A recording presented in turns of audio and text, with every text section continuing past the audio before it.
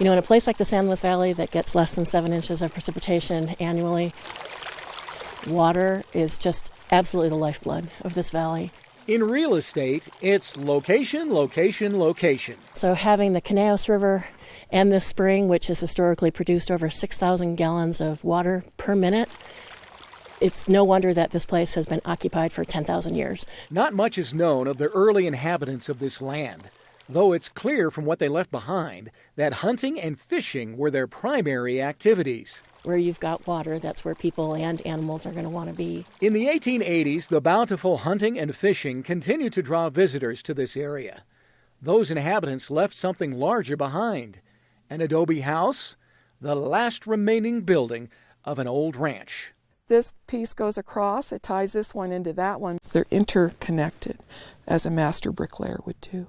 And that's extremely rare in the San Luis Valley. This house belonged to Denver attorney Albert McIntire and his wife Florence. And they came out here on their honeymoon to hunt and fish, and they fell in love with it. The McIntires settled, building their house next to the Los Ojos Springs. It would become known locally as the McIntire Mansion. This part was the kitchen out here. Rod Mortensen and Lois Miller are great-great-grandchildren of the McIntires. They were actually deeded this ranch by, who was it? Grover Cleveland. So they must have had some influence back east somehow for the president to deed this land to them. The pair spent many days exploring the grounds as children. It had to be a gorgeous view of the water. You can tell by the size of the door, I think it was a fairly grand building. This is the last room I remember seeing a ceiling in. Albert McIntire became a prominent judge and legal authority on water rights. Florence managed the ranch. And she was quite the manager, I hear. In 1895, Albert was elected governor of Colorado.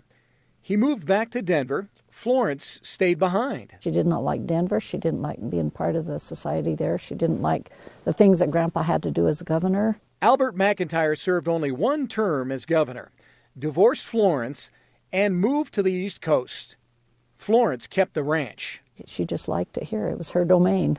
When electricity came to the San Luis Valley, the family moved and the mansion fell into disuse. Today, the mansion is home only to the wildlife which draws people to this valley. Its rapidly deteriorating condition has family and historians looking for ways to preserve the site.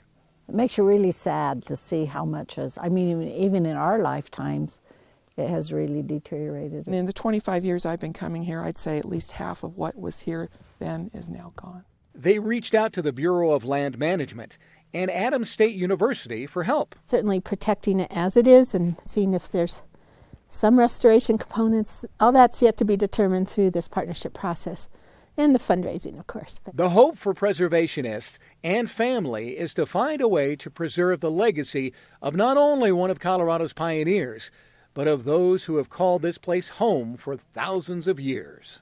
I love the part of hearing that the Governor McIntire and his wife love this area for fishing. It's still something that we really enjoy today, and again, that ties back to what the Native Americans would have historically been doing here as well. That if you want to engage kids in history, you take them, show them the history in their backyard, you show them the roots that they have related to that history, and suddenly it matters. I mean, this is part of Colorado's history.